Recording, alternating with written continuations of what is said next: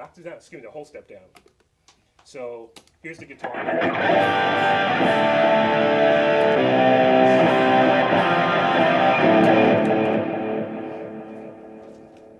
And but doing that, you don't. D standard? D standard, yeah. It just drops the whole guitar down. Okay. Yeah, that's But it. it's not the same as open D too. No, it's not not the same as open D. Just clipping off the top. Yeah, just Well, lowering the yeah, whole then thing. you can't bar it. You get your slide, right? You can. It's Well, not it gonna won't be the same as open D. I do a little bit of a fake slide in this. Still too fast for me.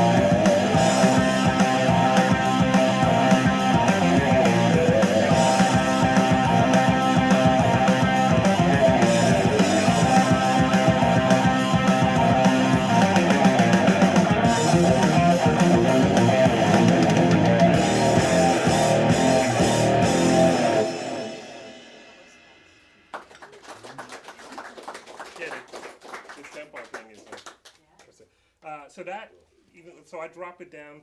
There's two songs I'll do today that I drop the pitch down. The other one I'll do a little bit later drops it down to B, so like a baritone.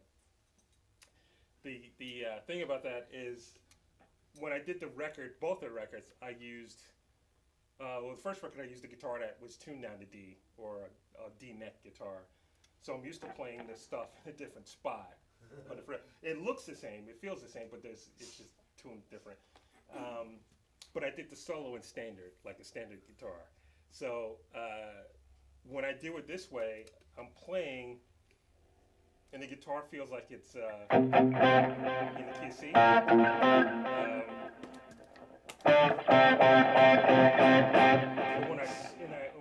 But I'm playing, it feels, I'm thinking it's in D when I'm playing the rhythm part. When I'm soloing, I'm playing in C, where it's supposed to be. So in my head it flips out, but the tonality of the song doesn't change. So if you're really affected by the tonality of something, it messes your head. The other song, I'm treating it as if it's in E, but it's really in B because it's tuned down. And then when I solo, I take that off and I'm soloing in E, even though it's in B. Does that? It's a little bit of a trippy thing because tonality it doesn't shift, but mentally if I look down, I'm like I'm in the wrong spot, but it sounds right. So in that when I do the intro or anything else, this is really C. When I solo, I'm soloing in C. The song hasn't changed keys. I just me put my hands on it. Right.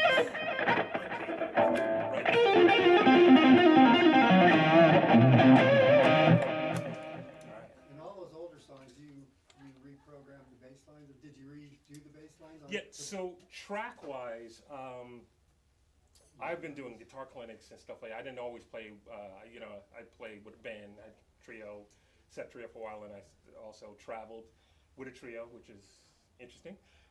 And then I have band rhythm sections different places, but I have to do some things that are solo. I can't come in here with a full band and do a thing. We need a bigger PA, and you would be like, yeah. So I've done clinics, and you've probably been to people's guitar clinics, and sometimes the tracks sound very different. You know, if you have a lot of records, in my records, I have 12 records over 35 years, so they would all sonically sound different. And it drives whoever's doing sound different because the levels are different and the EQ. And then if you don't change the guitar tone per era, then you have other issues, stuff like that. So what I did was I have one giant Pro Tools session, or two, one for acoustic and one for electric, where I redid 45 or something plus songs now, and I converted any acoustic drums to MIDI. I replayed some stuff. I hired someone else to replay some stuff. I converted bass lines and I replayed bass lines and converted those to MIDI, from audio to MIDI. And then keyboard stuff came from the tracks. Some keyboard stuff, if it's piano, to keep consistent, I had to redo the piano so it's MIDI, so it's playing the piano.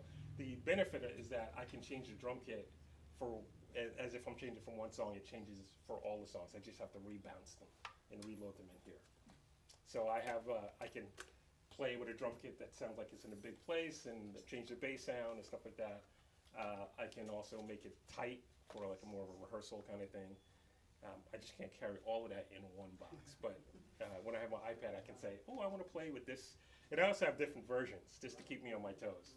I have some songs where I purposely replayed parts of the solo section to keep me on my toes. That I don't know exactly where it's going. I know what's supposed to happen, but I don't know. Like when you play with a live drummer, they play it slightly different every time. Or when I play with different rhythm sections, especially the solo sections, was where things will start to change a little bit. And that's like that. So it's just to keep me on my toes. Other than that, there's no other benefit for it. But yeah, so I replayed or reprogrammed, and so the consistency, so the level of the tracks are the same. The drum set's the same, because you go to a concert, the drummer's not changing the kit usually, unless it's for a special moment. But most of the show is played with one kit. Same thing with bass sound, general sound, and stuff like that. So if something's consistent, it's either the same bass and it's through the same amp, or a different bass through the same amp.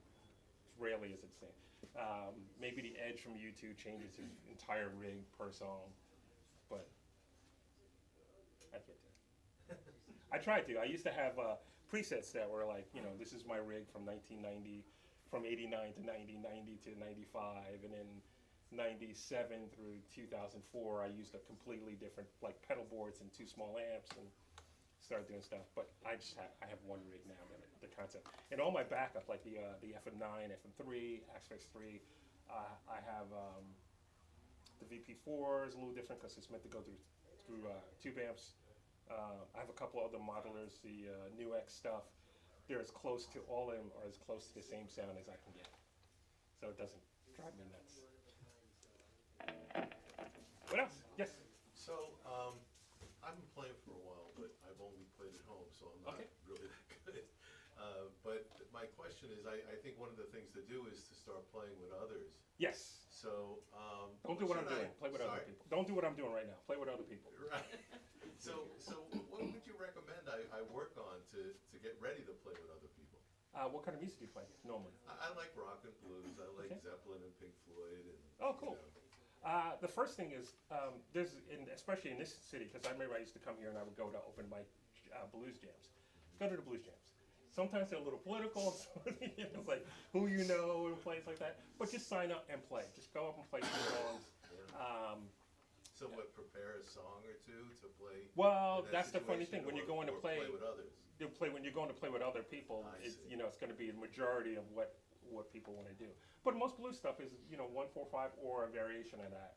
So you just kind of it's a slow blues in G, and you gotta go okay. And you just do you know your fretboard well or Yeah. okay yeah. So go do that. That gets there are things that no one can really advise you on or teach you or anything like that. You have to go.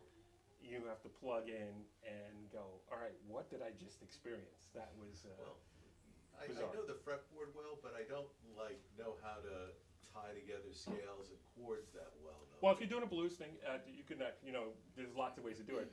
But one that will work is just a minor pentatonic or a blues scale. Yeah. So if you're in G, Yes. if it's G minor, you could do G minor blues, Yeah. or you could do E flat. E-shuffle. Huh? The E-shuffle. The E shuffle. It's just Yeah, E. the 1/4/5 E-shuffle. E 1/4/5. You know what we're talking about? 1/4/5. The chords. 1, 4, 5. Yeah. Yes.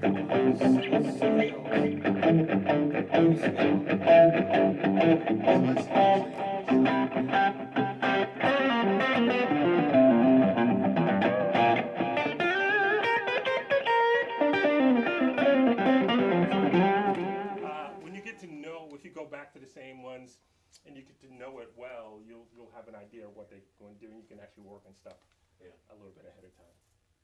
That And was then, that was my sorry. Go ahead. and then the other thing is, so I'm self-taught, but I'm also community taught. I used to hang out with usually a group of about 10 guitar players all the time. We would just sit around and play. And if you're familiar with Dockin, a good friend of mine that I used to hang out with, he was still in high school. He was a senior in high school. John Levin, he's been in Dockin for like the last 20 years, stuff like that. John could figure anything out. And he was like, you go, like, John, what's the new Van Halen? What's the new George Lynch? What's the Yngwie? So he could figure all that stuff out. And we had Jeff Berkowitz, who was the jazz guy, who would come in and go, look at this chord. And we're like, Jeff, you're going to break your fingers. He's just like, he'd been working on one chord for like a month, you know what I mean? And then I was the funk rock guy. And then we had Pete Merzen, who was the blues guy. He would come in with blues. So you learn a little bit of everything from just hanging out with people. My friend Jeff Dahl was the first person that got me into delays. I remember going to his house. He had a pedal board he made. I was like, wow, you made that? And he had 2 half stacks in his apartment. And I sat down and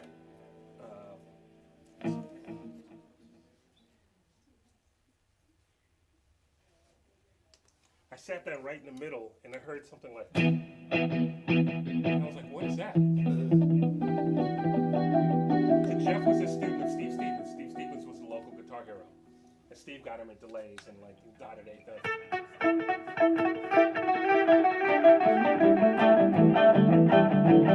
So when you sit in the middle of that, you get hit with the rolling, he's doing a rolling chorus echo. So the chorus on it and delay, and then like, what's going on, what's happening? How He many goes, delay, I'm sorry. and he said it was like stereo. I'm like, what's stereo? That introduced me to stereo, and I've kind of been in stereo ever since then. That was probably 82, 1982. So Billy Squire, 83. No, I was at high school. I graduated high school in '83. I played with Billy Okay. Squire in '91. because that was like the first concert that I went to with her. Oh, wow. And It was our first concert. Wow. You guys been together a while. Awesome. 40 years. 42. yeah, well, that was before Oh, wow. yeah, we've been together a long time. I had you guys for in your 30s. No, man, no, we got a 40-year-old son. You got 4-year-olds. Wow. All right. God, yeah, we're old. Who goes to more concerts, you or your son? Oh, we do. By far, We do. That's awesome. we've always, yeah. Did you ask me Well, about? just how many delays are on that patch? Just one? Is it just one delay and, like, Well, right now there's active is 2 delays, a dotted eighth and a. Well, actually there's 4 right now. In the intro, it's. So I do what's called a wide stereo for intros, and if there's a breakdown in the song, it's going to be a wide intro. When the heart of the song, it's going to bring it in a bit. There might be some little bit of trails on the extreme ends, but the core of the sound is right in the middle, so that you can focus on it and stuff like that. But intros, outros, and then like a bridge, a breakdown bridge, the sound usually just gets wide.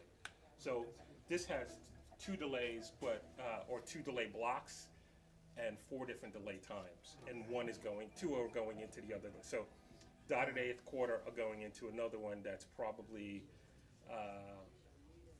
dotted quarter and a half note. So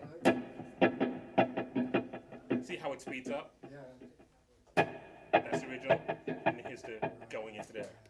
And then when I go into the song though, it's just dotted eighth. Otherwise it would get too crazy with other stuff. So if I do, so this is the treble. Oh, sorry. That's right.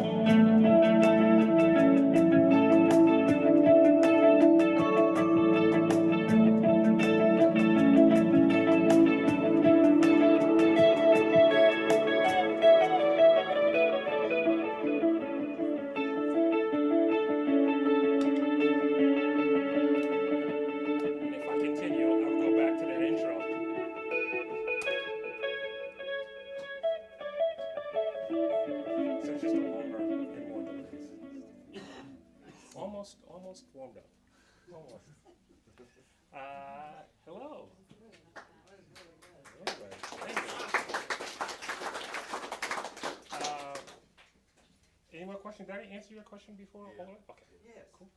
Yes. If I may, in regard to pedals, gadgets, I amps. go straight into an amp. Just me, pure tone, like a telly. Well, question was order and process, turning things on and off. Do you like a load on your amp when you turn it on? Do you always looper on and off first? Just start up and start. Oh, down mode. oh, just start up. Do's and don'ts for start. Turn your amp on last and off first. Anything else, you're gonna make a pop go through your amp. Turn the amp on, leave the amp off, plug in all your pedals, turn the power on, make sure the cable's plugged in. If you don't have a cable like this that has an on-off switch, then plug your guitar in, then turn the amp on. And then when you're ready to stop, turn the amp off, and you can dismantle in order after that. Otherwise, you get a loud pop. And your wah's first in line? Huh? Your wah's first in line? On a traditional pedal board, most wahs want to be first in line because the buffer will hit it and change the sound going in. And then some overdrive pedals, like if you have an OCD, the full tone OCD pedal, it sounds different in front than it does behind some other pedals. I had to learn that the hard way. I was like, why does this thing sound great sometimes, and why does it sound awful other times? And it depends on what pedal, because I used to move, then I had a pedal board, I was always moving stuff around or swapping a pedal. You put one pedal in and the whole board changed. I was like, what just happened? Is that with all versions of the OCD? I don't know, I've had, Because there's a crap ton of them out yeah, I don't know. I had two 2 different versions, and I didn't know, I bought one and that one was a backup, and they sounded different to start with. Yeah, So, there was a lot of yeah. changes over I think I still have one. I don't remember I don't know which one I have. I think I still have one. Actually, I thought, at least. did I see Caleb? It's a B2. I thought I saw Caleb, but Caleb might have my, oh, there you go. Do you have one of my OCDs? Huh? We bought them at the same time. Oh, okay. Oh, you bought one too? Ah. You Did I- already tossed it, the first one off. Oh, yeah. That Okay. was a long time ago. Kellen knows my rig from 2002, 5, 4? To 10, yeah. So it's version 2? Yes, 20 years ago. good. Same time. 20 years. You still have yours? Yeah, it's broken now. It's broken? Yeah. And you didn't fix it? He's the one I call to fix anything. My gear nut breaks. Not Alright. yet. I'm just playing with your old fractals. Ah, okay. Okay. Was there another question? How far can your fingers stretch on I know your hands are massive, but like, how truly far can you stretch? If this finger was actually behaving, it should be it's like that. That's crazy. So Playable, is that 5 to 12? 5 to 12. Just give me a little funky, and also the guitar would need to be higher.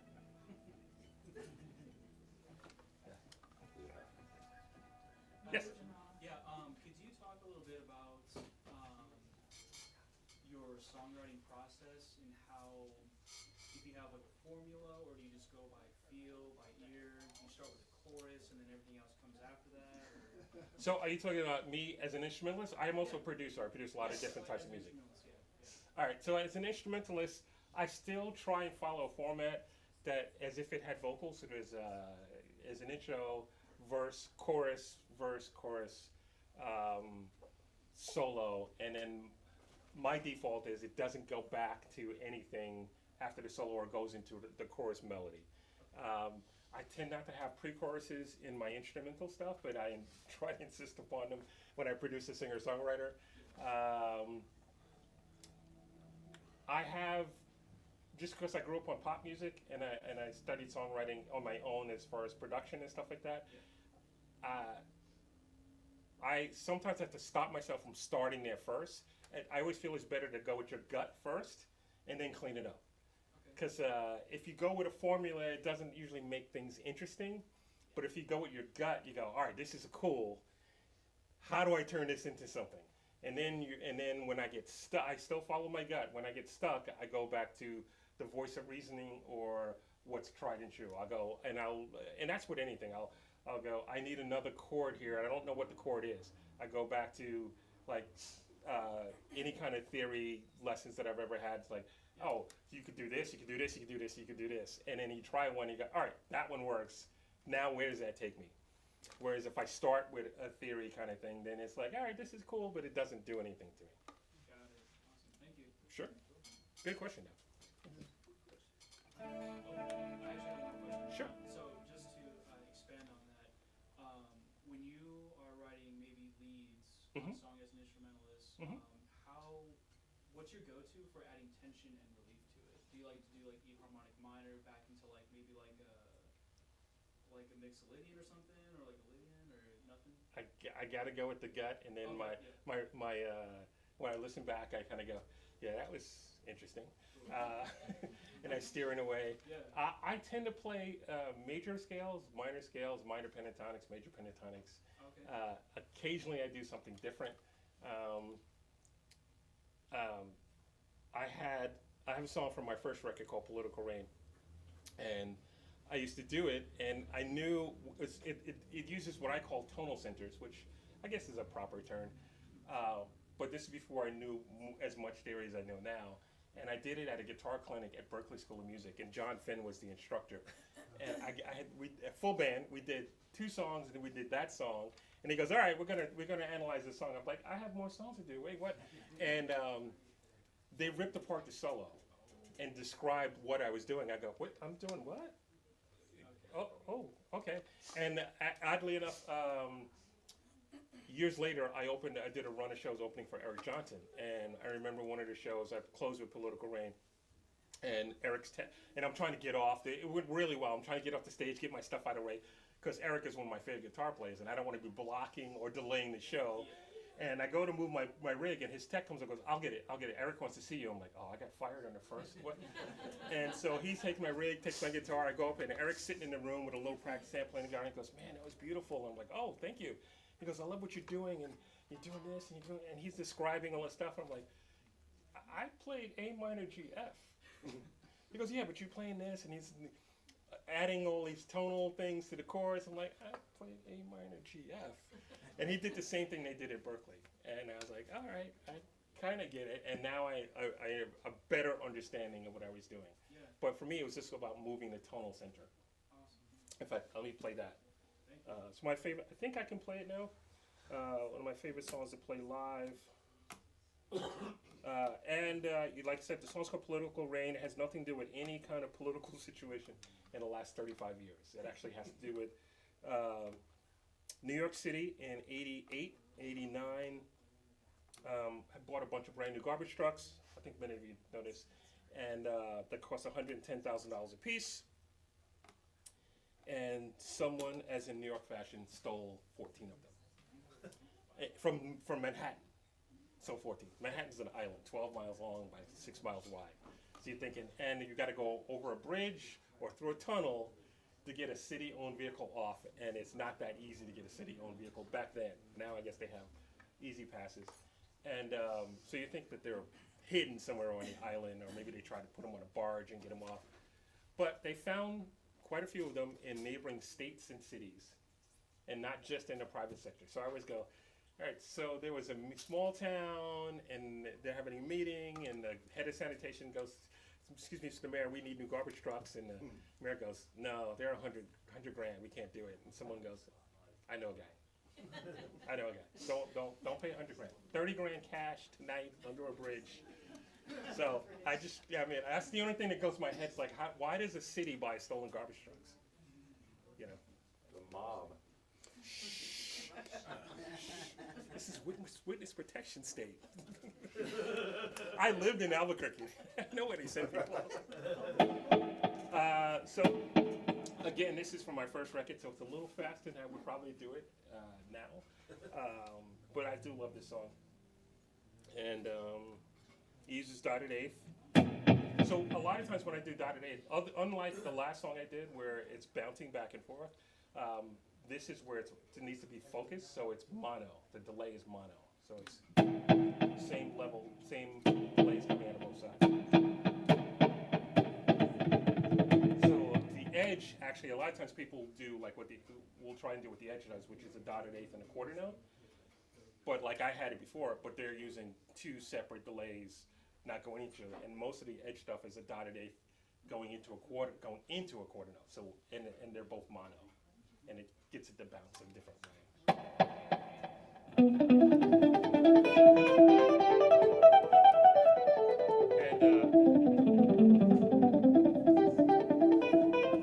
And so the first part of the solo is A minor-ish. And then it climbs, and then it has a tonal center of B. Then it goes back to an E minor-ish tonal center.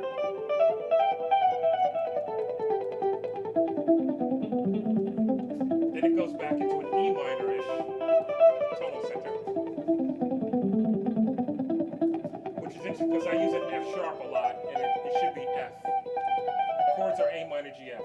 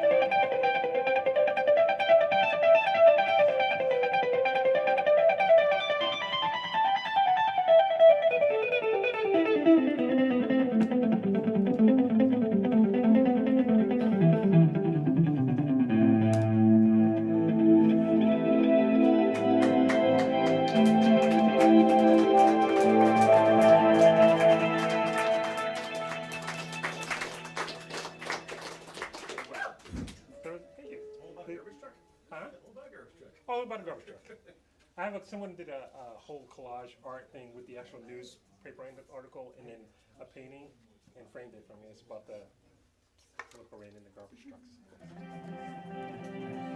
A lot of stuff going on in New York in the late 80s.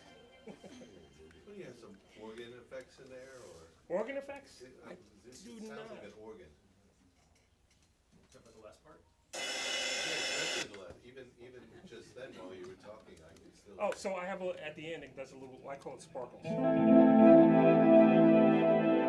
I hit one note, it's just going to keep rising. So I end with that one.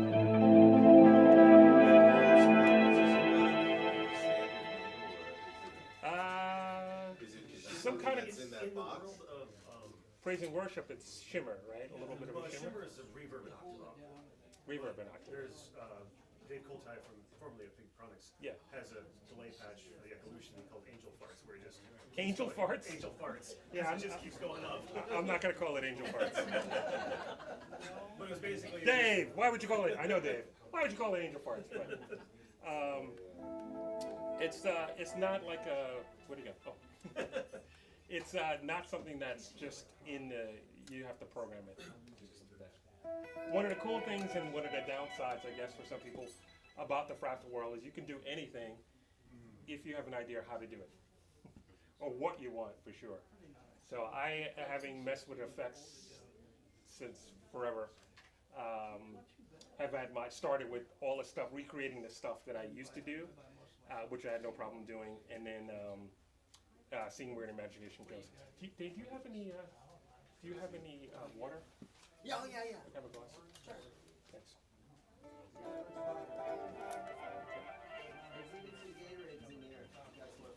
Actually, I'll take a Gatorade because I need the whatever is in it. I need whatever is in it. The Gators. Yeah, thank you very much. What else would you guys like to know? Come on, something. Are you playing anywhere tonight or tomorrow or here? What time is it? 3 o'clock. 3 o'clock. 3 o'clock. And 3:01, I'm playing right here.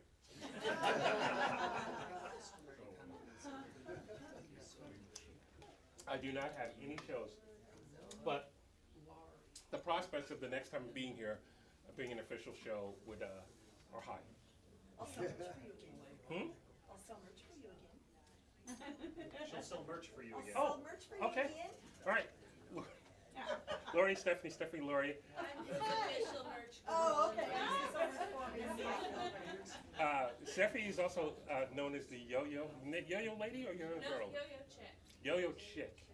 So I do have merch. I have, where we at in life, I sell shot glasses, yo-yos, coloring books, which come out of posters, CDs, and t-shirts.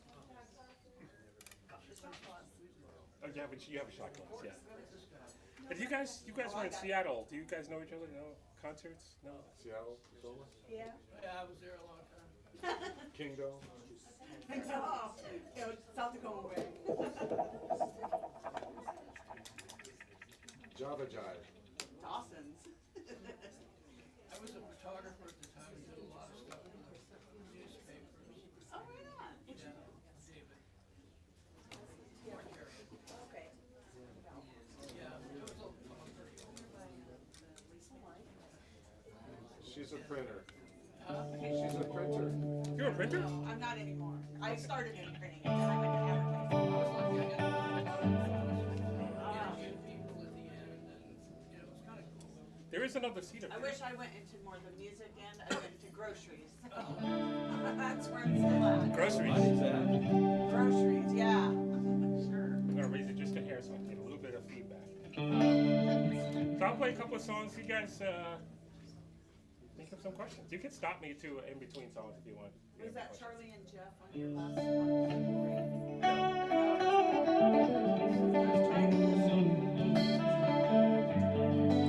That is taken definitely. The drums start out taken from the record, so converted from audio to MIDI, and then I tweak some stuff to do it the way I do it now instead of 30 years ago. That's you. well, tweaking. Well, no, it's made from audio, so that's the original drummer on the record, Yves Girard. But then I tweaked a bunch of stuff to make it more modern, more the way I do it today. Hodgepodge. The cool thing about MIDI is you can do a lot of different things. You know. All right, so I'll do a couple pieces and then we'll dive into some more. And then I think Eleni has an acoustic here I can mess with in a minute. This is called ISO Blue. I am from Brooklyn and Queens, and when I lived in Santa Fe, we had horses, and the first bit of that was terrifying to me because they were big animals. This song is from my second record, which came out in '93, and when I started playing it when I lived in New Mexico, I always felt like, oh, I should have wrote, it feels like I've written this here. So I don't know, something changed. It was originally written for a different reason. And then all I can think of now is that time period in Santa Fe.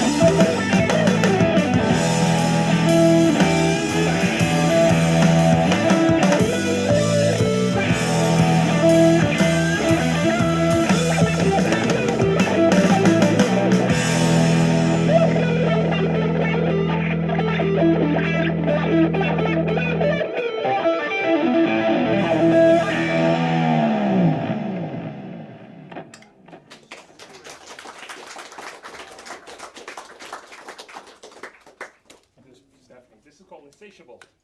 If you have questions.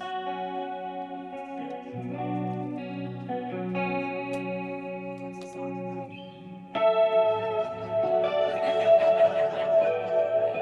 Ask for that when I just dedicated to another man's wife.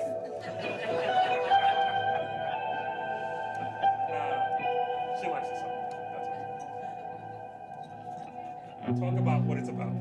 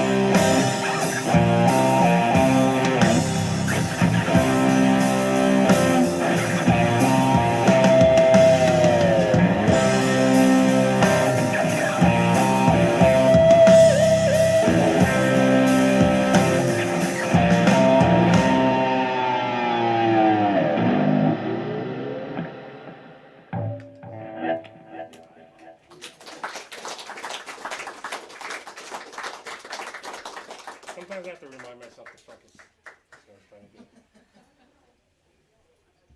That is the title of the last electric record called Shadows in the Soul, which are over there as well.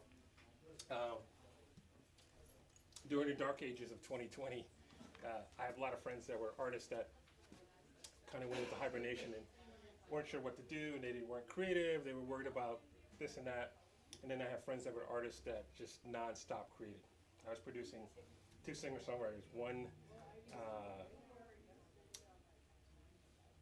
kind of slowed down and went into normal family life, and the other one just we're working on a 5-song EP, and she ended up with 21 songs. I think she started painting, she started doing all kinds of stuff, all kinds of art. I watched The Price is Right, Let's Make a Deal, and the Andy Griffith Show with my mom every morning over a vat of bacon. And then I would work on one of these 2 artist records, and then I would take a nap, because that's what I do. And then I'd wake up and work on the other person's record, and then watch a movie, and then take a nap. And then I would wake up and watch Jeopardy and Wheel of Fortune with my mom. And then I would work, I said, it'd be a good time for me to do a record, because I'm always going, I don't have time to work on it. So I worked on a record of my own, and I was,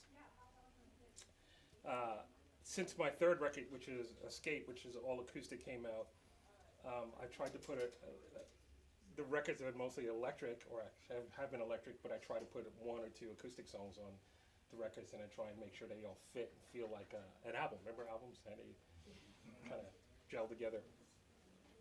And this particular time, when I was listening back to ideas I had on my phone, when I'm playing someplace or doing something, and I have an idea, I record it on my phone, the idea on my phone, then I go back when I'm ready to work on a record, and I go, all right, that was good, that's not good.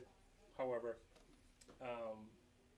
it was clear to me the acoustic songs were light and about openings and hope, and the electric songs were dark, and I go with a glimmer of hope. And so I decided to work on 2 separate records, and I'd do an all acoustic record and all electric record, and when everything cleared up, I'd figure out which one I wanted to release first, and then I would promote that, and then I'd have another record. I'd like, oh look, I magically have another record. But then I did the thing that I told the other artists not to do, which was release it in 2020. So I released a record at a time when no one really cared. But I'm happy. So that song is from that record. It's called Shadows on the Soul, which is a line I stole from George R. Martin. Yeah. Game of Thrones writer. Shadows on the Soul. So it's a cool dig into that. And then one of my favorite songs from that record is called Tonal. So I'm going to do that. And this goes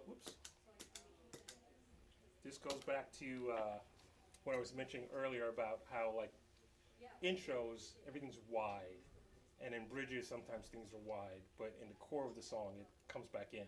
So the intro has the guitar swimming back and forth.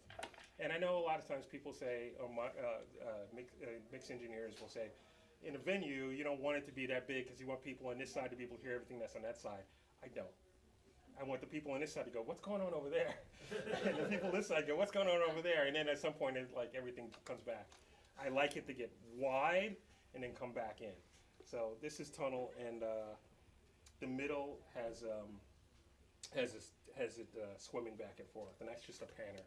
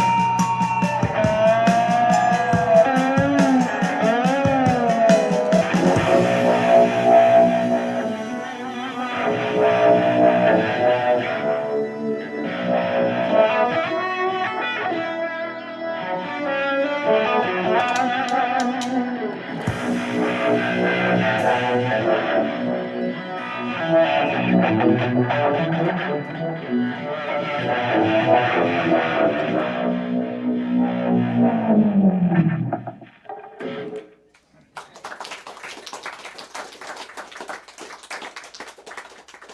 right, you guys must have some questions by now, right? Oh, yeah. Okay, what's up?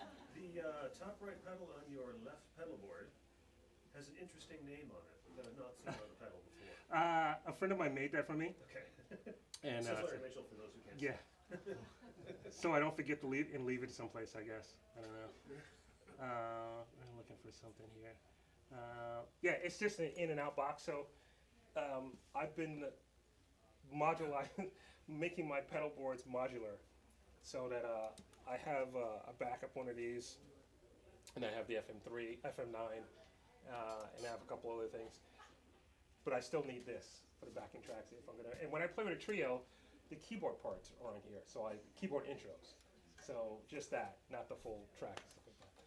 So I still need that, and this allows me a way to get in and out of it, and to control. Oops, and to control it, to control where this goes from there. And where is this song? Where is this? So I have a new song that's very new. I'm working on. Do you mind if I try it? If I can remember it. Well, I should.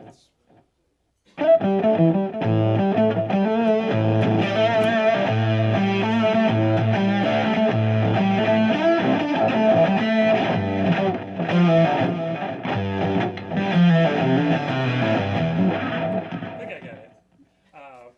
Hi, now you gotta say hello. There you go. Say hi.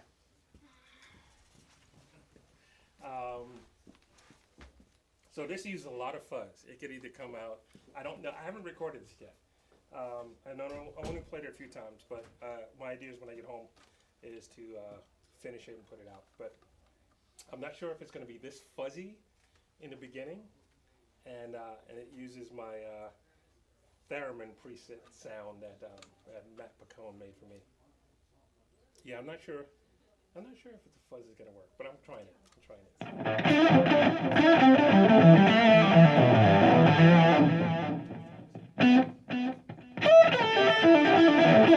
See if I can remember it. It's called Starlight.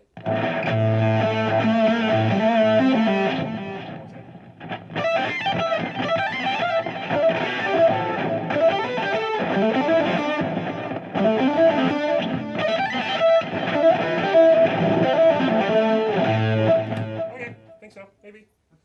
Maybe. Maybe.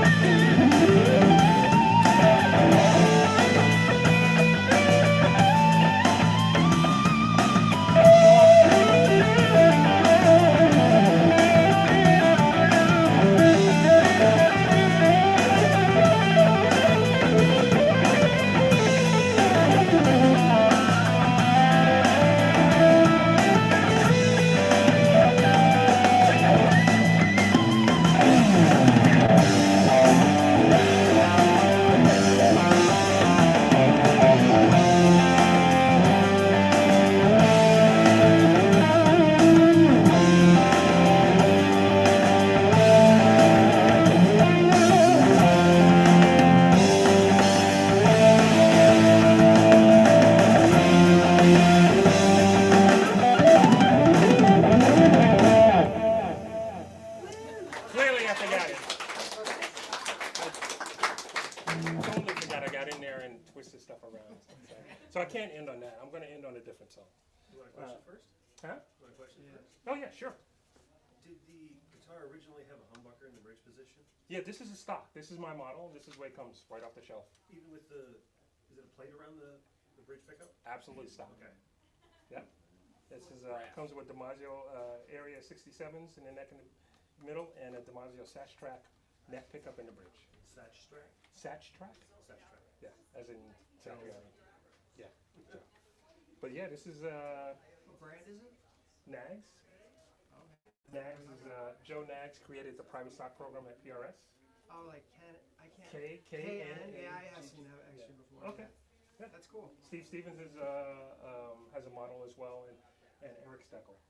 Nice. Actually, I was just thinking on 2 songs ago, you kind of it reminded me of like the Eric Steckel I've been listening to. Really? Yeah, a I little bit. haven't heard And that before. the other guy. Eric would not like that. I like Eric Steckel. And then, I like Eric too. Who's the Gales? Something Gales? Eric Gales? Eric Gales, yeah. Yeah. Eric actually has a Nags. I don't know if he doesn't play really that. like. Yeah. Yeah, Eric's great. Yeah, brilliant. Both Erics. Both those guys are good, yeah. All Eric's are good. Who are your biggest influences? Whew. Guitar heroes? As on guitar Yeah. or music? Or both? Either or? They're Or both? Guitar is probably Eric Johnson, and before that it was Steve Stevens was the local guitar hero. The Edge from U2. That's an interesting I one. saw Van Halen play in '79. That was eye-opening. Yeah, I was in a Rush tribute band, so I was into Alex Lifeson, and we also, when you play in a Rush tribute band, especially in the early '80s, no women come to shows. They just go. So I talked the band into playing some songs by the Police, so we would do like 3 or 4 Rush songs, and then you go, there's no women in this venue. Women And then love you the play Police. one Police song, and it's like they're all there. You go, what happened? You It's know? my mom's favorite band, the Police.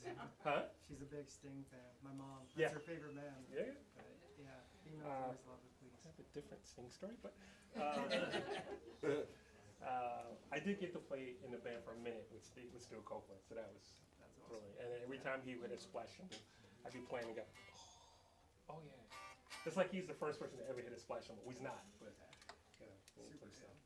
But so yeah, Andy Summers, and then I discovered Eric Johnson, and that was He's like, one of my favorites yeah, too. absolutely. So good. And then I'm a big fan of Andy Timmons. Me too. That's my other favorite. Andy Timmons. I love those 2 guys, other than, you know, like Hendrix and all the guys everybody always says. Those are my 2 favorites. Mm-hmm. Yeah. And then music-wise, I'm a big Peter Gabriel fan. I'm a huge Prince fan. Prince. I'm a Tori Amos fan, big time. King's X, stuff like that. Jeff Beck. I do like Jeff Beck. I never really got into Jeff Beck though. Like I just don't know. I was into Al Di Meola in high school as well. Feel that though. Yeah, no, I like Jeff Beck, but I was never like I got into those people that I just mentioned and stuff like that. But all right, so I'm gonna do one more electric song. I may close with an acoustic song, but I have to redeem myself for last song. So That was great. in 1990, like I said, my first record came out. So I went from playing lots of venues in the late '80s and to getting signed and having a record company go, all right, don't play anywhere until the record's out. I'm like, what? And so I'm sitting in my room just twiddling my thumbs and stuff. And finally, I get a call from the marketing department, promotions department, and says, we got a TV show for you to do. I'm like, great, I'm excited, TV show, it's gonna be great. And I'll let the band know, oh, you can't bring a band because it's morning TV show. I go, oh really, what show? Joan Rivers. I was on the Joan Rivers show. And I asked him why was I gonna be on the Joan Rivers show? And he said, well don't worry, it's gonna be cool, you'll play, and magically your record will come out around the same time. And I was like, okay. He says, don't tell him you have a record deal. And I'm like, why? He goes, well, it's a bit of a competition. I'm like, what? So it was like, who wants to be a rock star? So when you're on the show and you're sitting in that chair, they put on across your front Larry Larry Mitchell wants to be a rock star. It was not the most fun moment, and so they were like, "Don't worry, none of your friends are going to see it." So I'm like, "Well, if none of my friends are going to see it, why am I doing it?" But it'll be promotion, and so I show up at 6:30 in the morning with my rig. Now I don't drive. I didn't start driving until 1999. Yeah, it's in New York City. Okay, that makes more sense. Didn't start driving until then. And I had a massive rig, so I had to have someone come pick me up. I had a 350-pound 16-space shock mount rack, and then a 10-space shock mount rack with power amps in it, and then 412 cabinets and a whole bit. So it looked impressive, but it doesn't take up that much juice. And so we bring it in, and the electricians on a TV show from the studio go, "I don't know if we can use that. We can, power that." I'm like, "It's just a guitar amp. That's all it is. A lot of lights, guitar amp." So they actually voltage metered everything, and they said, "All right, you can do it." So go up there. There's three of us. There's a guy that's very wiry, kind of like Kevin Cronin from REO Speedwagon, and just moving nonstop. And then another guy in almost a tuxedo was playing like almost Broadway show tunes. I don't know if they were. I don't remember if he played a Broadway show tune or if his stuff just sounded like a Broadway show tune. And then there's me, 26-year-old me. And at 26, you were always trying to get your sexy on, because I got my silk shirt open down to here. I got 3 chest hairs. I got jeans with like zebra material on them and a hat, and they had no idea what to do with me. So I was the middle person. And instead of taking us to a green room, because we're going to be rapid fire one on after the other, we're in the hallway. And we can't see what's going on. Normally, if you're in a green room, you could see, there's a TV there, you can hear and see what's going on. So we're in the hallway. The first guy goes on, the guy with a lot of energy. He comes on, comes back, and he was like, "Yeah, that was the hardest thing I've ever done." And we're like, "Why? What was that?" And then the person that brings you on, she grabs me. She goes, "You're on now. Come on." I'm like, "Well, what's going on?" He's the guy with all the energy and stuff. So I go out there, and Joan Rivers, if you watch my live stream, a lot of times I'll put it on there, Joan introducing me. And she introduces me like I'm like 5. She goes, "And now we have on the electric guitar, Larry Mitchell." And I come out there, and the song I'm doing, which I'm going to do now, keep that in mind when I do it, is called The Seduction. I do it, I come out. There's nobody under 80 in front of me. Nobody. There's a whole section there where they cleared the floor, and there was a guy in a wheelchair with an IV pole. There were 2 ladies in the front going. They were waiting for me to sing the whole time.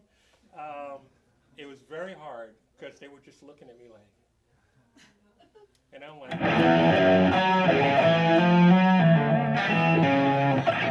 and they're just looking at me like, "What's he doing?" And I could hear some screaming somewhere over there, but I can't look. So I go look at Joan, and she's just looking at her cards about the questions. I come back, and it just got worse. It's just really worse.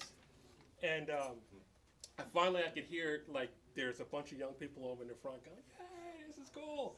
And that's the only thing that saved me on it. So that's yeah, that was a trip. And everybody in New York saw it. All my friends go, "Dude, I saw you on the Joan Rivers show. Why were you watching?" I was homesick. Whenever somebody catches a cold in Manhattan, everybody catches a cold. So people were home. There was a lady in a business suit, briefcase, on the subway one day, a couple weeks later, and I ran into her. I was on the subway, and she walked up to me, and she goes, "You play guitar, right?" And I'm like, "Yeah, but what do I do?" She goes, "I saw you in the Joan Rivers show." So I'm going to do that song now. Keep in mind, this is what I did. With Joan Rivers just kind of standing there, and a bunch of people in their 80s just not understanding what's going on. And as in true competitions on TV, we all won. I won a publishing thing with BMI, even though I was already signed to ASCAP. You were 26? You were 26? 26.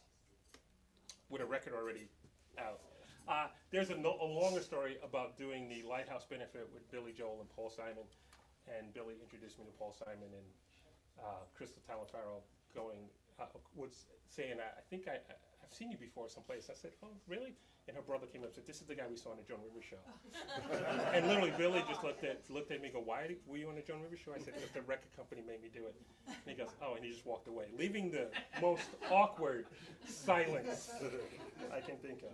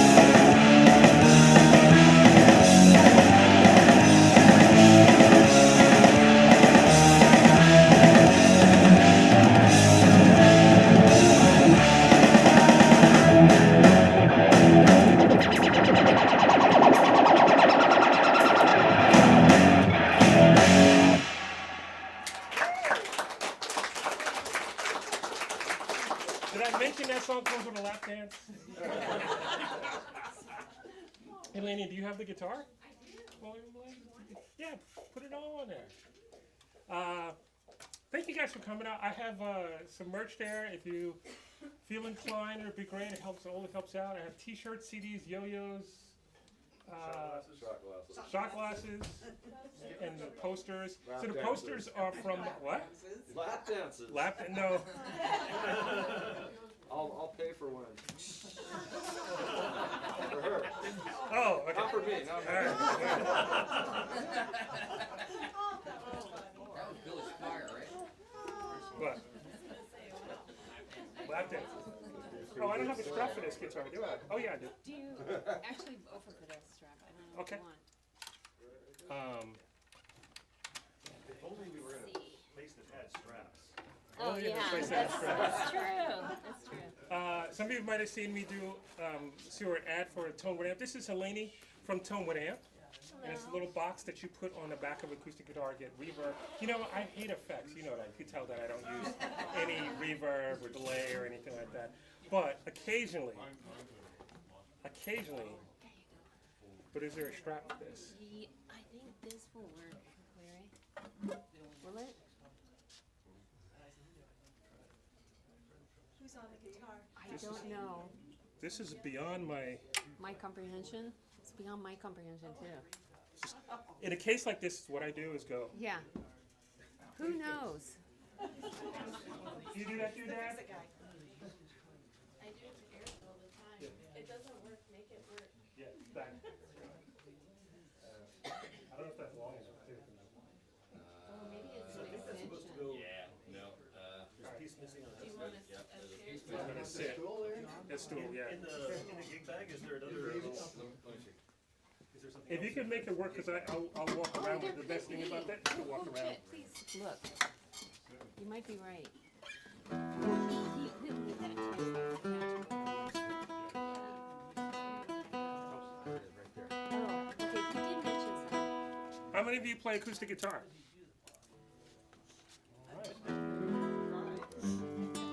There, you know how to use it? I do not. Well, he put it on, it's already ready to go. So this is the new Tone with Amp 2. I have the 1. And I've seen it and used this before, but I've never, without Ofer, who designed it, created it, Yeah. I'm not sure. He- I'm pretty sure I it's think going to you're sound ready great. to go, yeah. Ooh. So it's held on with magnets From the inside? from the inside. Yeah, from the You inside. put a little X-rays. X-brace, plastic with magnets, Yeah. right? Yeah. And then you, this has magnets. What this does is vibrate the effects back through the guitar, turning the guitar into a speaker. So this is gonna go here. Okay.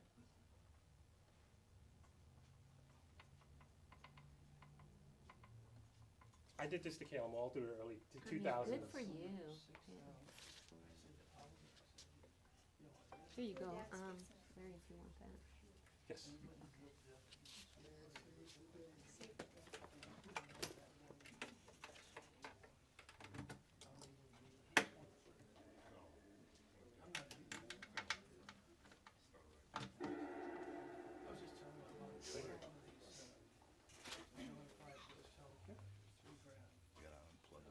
Oh, yeah.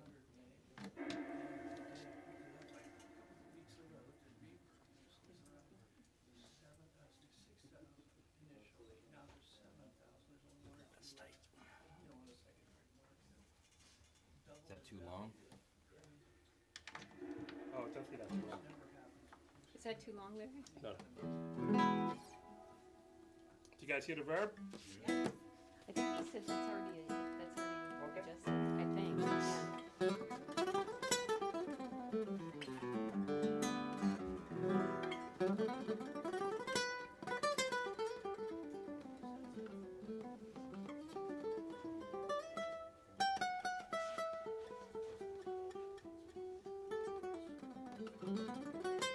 So it has reverb, I believe 3 or 4 different types of reverb.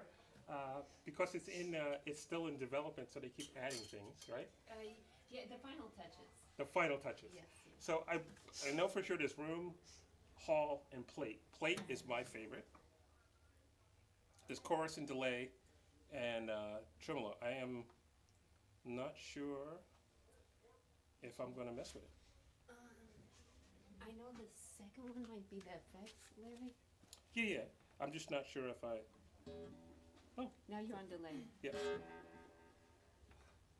Got it. The Larry Mitchell signature not eighth delay. There will be. I think you just turned it off. No? Yep.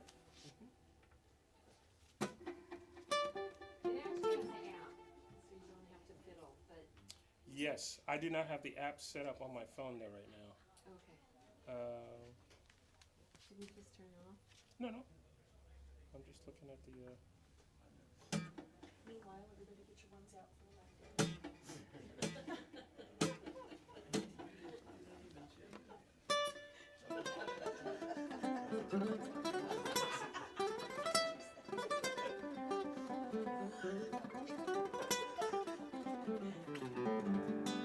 So, one of the things I use the Tone 1 amp for is when I'm home, I pick up an acoustic guitar and I don't plug into anything. And it's great to, like, kind of hang out. A lot of times what we do with acoustic guitars is it's have it there, you pick it up and you play. If I turn the delay and the reverb off, that's what you expect. One of the things that happens with the Tone 1 amp is when you turn it on, you do not want to turn it back off.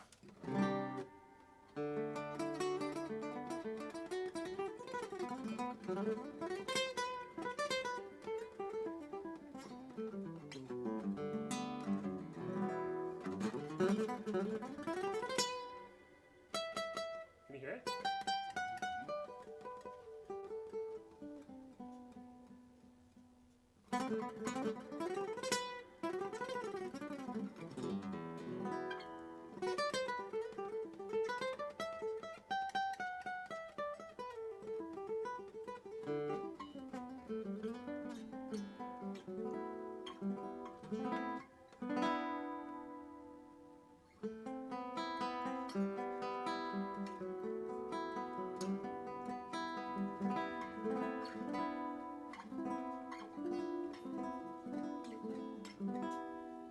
So normally I run into my rig at a show. It's not an amplifier in the sense that it's going to boost the volume of it. So this is as loud as this guitar goes. That's as loud as this guitar. So it's not sending the guitar signal back. It's just sending the effect back through. So I think it's amazing for as a player when you listen back to it. Like I said, you don't really want to turn it off. So I'm going to play this song called "Tears of a Woman." I'm going to loop, use my normal sound, loop it, and then I'm going to unplug it, and I'm going to let you guys try it over the backing loop that I make. And I'm doing what I told the gentleman not to do, which was plug in after you. The way you have reverb on it sounds cooler. The cave.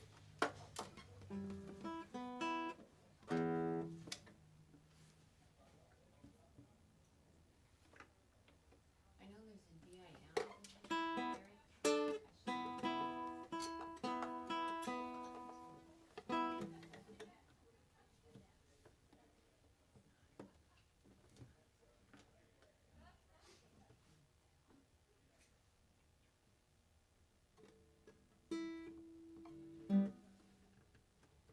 I am not. Should I ask Oprah? Okay. I'm going to do it this way.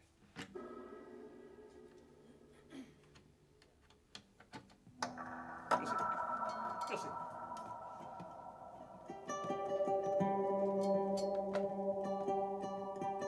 So, with my normal rig, I like just a hint of reverb like this. Or it might be something that's just a hint.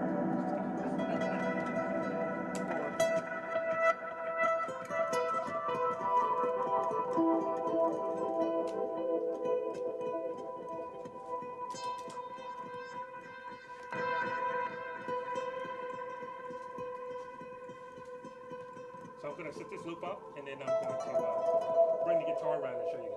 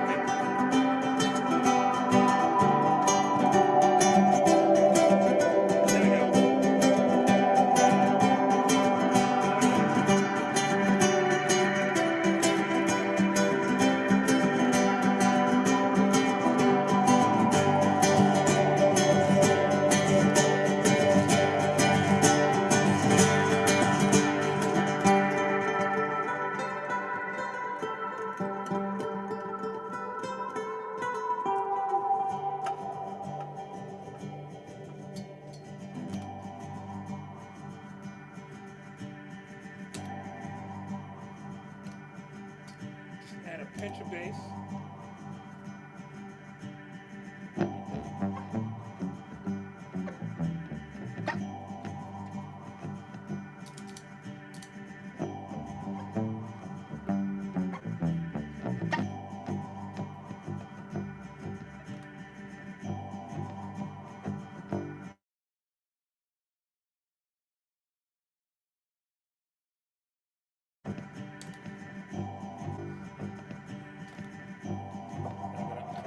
Plug from the rig.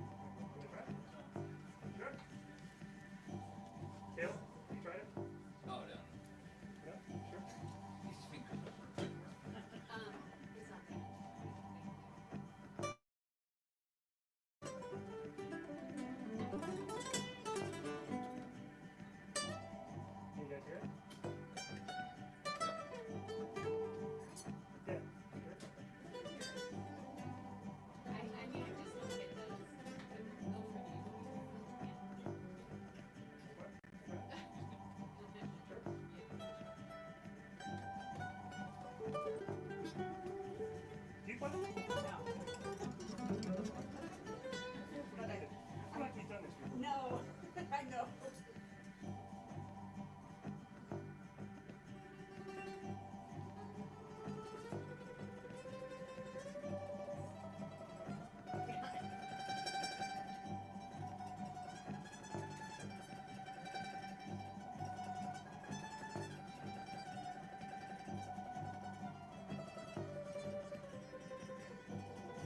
It's my butt. Huh? Hi. Heidi. All right, cool. So, so when do you want me to do this podcast? You want to do a damn show? No camera. Get the camera out. I'm documenting this. You want it Oh, in black? boy. Right. You want it in, wait, that goes in the G string there. You're supposed to put it in the G string right there. Motion happening. Wait. Going on. I know.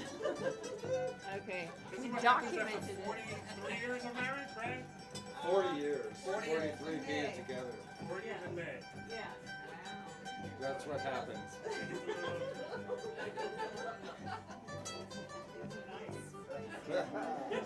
When I took this. Thank you. I have $1 in.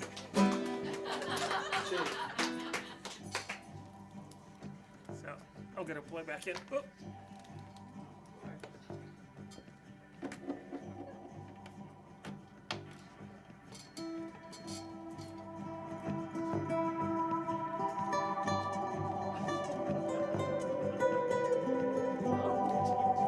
So thank you guys so much for coming out. I really appreciate it. So I've seen a lot of people have come back before, who was here before, and there's a smile, there's a smile, there's a smile. All right. I do come, I try to come here to this area in Arizona at least once a year, more than once a year, but usually once a year. And I was here doing something for Alice Cooper's Solid Rock Teen Center, and I called Dana to see if I could do something so that, because I couldn't invite you guys to a teen center because you get kicked out real quick. But I wanted to do something and so I could get to say hello to everybody, and I really appreciate you guys coming out. And thanks Dane for, I don't know what it is, for letting me do this here. And if you want anything, I'll be right here running merch after I use the restroom. But come say hello, ask more questions if you want, take a look at the merch. That's it. Thank you guys for coming out.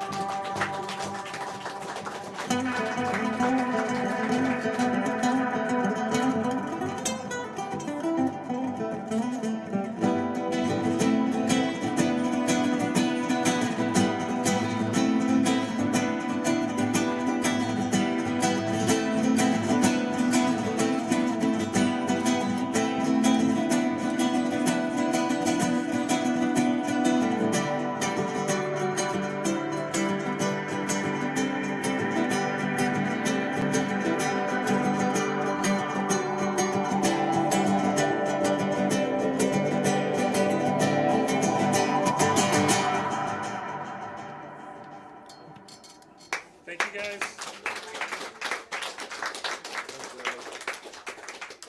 Does anybody want to try this without being the pressure of everybody watching? You're more than welcome to try it. You want to try it again? Yeah, yeah. Cool.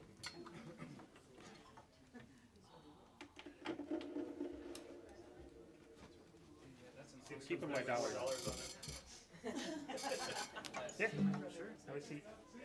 It's not going to the rig, it's just going to the Tonal amp. Oh yeah, that's cool. I've always seen ads for them. I've just never got to mess around with it. Yeah.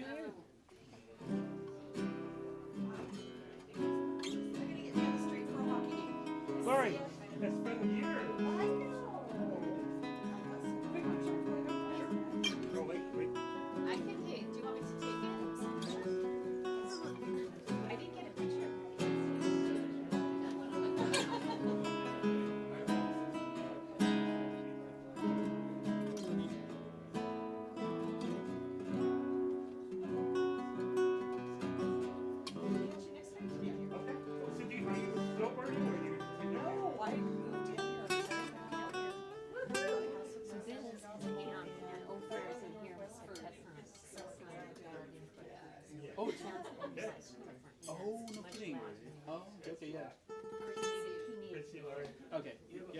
So Yeah. it's got, so basically it can go loud. This is like slam to me. Okay. And it's a pretty real experience. I apologize. Oh, I mean, the whole experience here is awesome. So, I Yeah, mean, Thanks for that. yeah, no, it's That's what it looks like. yeah. Funny about the And picture. this, what kind of guitar do you have? I mean, I have a 7-string Logic over there, but I also have something as well, just like this, like an acoustic, not on string. Very similar to this, but it doesn't even have You don't have any electronics in it. electronics? Nope. So we have some people pick up that's nylon string guitars. Oh, kidding. So for people who don't have electronics, that's how they do it. Okay, very cool. Yeah, so you have like an external option where it just goes under here, like It goes, mounted in. it almost looks like a toothpick. Yeah. Goes underneath. It goes here. Yeah. And that's your pickup. Okay, very cool. Yeah. Nice. It's kind of like the GR50, huh? Like GR55. I don't know. I'm not familiar with that yet. It's like a guitar synth. Like they have like a similar thing where it's like a single coil and it goes all the way at the bottom, and then it plays you through like an effects processor, and then you can do like saxophone, piano, like really cool stuff. That's like it was really old technology. You know, it's still cool though. Yeah. You know, it's withheld the standing time. Robert Marcello, he shared a ton of demos on it. You know, he pretty much like made that thing. I guess. I don't want to say it's how I came across it. Yeah. I was calling Robert Marcello and I was like, what the heck is that thing? And he's like doing like sax. I was like, that's cool. So, yeah. I play locally around. I'm in a band called Hostile Fate, but I also used to play a lot of open mics. So just like improv, guitar stuff. But you play electric mostly? Yeah, electric mostly. Yeah, acoustic though sometimes. You know, I know it's important. People like it. You know, I like to challenge myself with it too. So, yeah. Well, just so that you're not getting what you should be getting. Okay. Yeah. What do you have like any contact info or like is it just like tell us directly? Or? Our customers have this nick install, so you can do support.coenamp.com and yeah. Okay. I mean, if you have any interesting acoustic shows, let us know. Yeah. Okay. I'll send you an email. Yeah. Say tell to co-founder, tell Helene. Okay. Yeah. Well, nice to meet you. I'm Blake. Blake, Yeah. very nice to You work on meet you. YouTube? Yeah. Where do you guys play? Just around like the valley or whoever like takes us. I mean, we have a relationship with 13th Floor Productions, so we try to do like the Nile main stage, Nile Underground. We're working on trying to get the Marquee, Crescent Ballroom, like bigger shows like that. But in the meantime, we're just doing like, you know, bars, clubs, like stuff like that. But that's a great way to start. Yeah, and I haven't even been with the blog for a full year yet, so I'm just kind of going with it. We're going to be working with Tonal Studios for getting our first album recorded to them, and they're, I guess, like a bigger record label company that's like in Arizona. So they've done like Wu-Tang, Lil Wayne, kind of like rap mainly there, and I think they're trying to get into like rock and metal. So hopefully we can be like some sponsored artists or something like that. So Well, I definitely want to come hear you guys play. yeah, okay. Radio. I can give you my contact. Sure. That's my cousin Yvette. My cousin Yvette. That's your cousin? Yeah, that's my cousin. Oh, wow. I'll say hello. Hello, cousin Yvette. No, you can take it. I got some good sound. This is Rito. Yeah.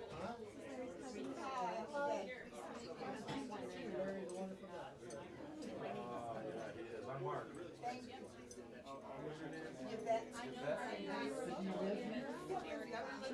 I never remember. There you go. 9 grandchildren. And I'll be even more specific. I'll just put a Tonal where in each clinic. Yeah. That will help me. I appreciate Very it. cool. And what's your name? Our band is Hostile Fate. This is my wife Lynn. Yeah, a little dark, and you know, it's like the whole map thing. So Okay. yeah. Besides typical stuff I listen to, but it's fun. Yeah. If I do some solo stuff around the valley, I'll be sure to text you, just like let you know like what the dates are going to be, locations, all that. So Okay, perfect. yeah, thanks so much. Yeah.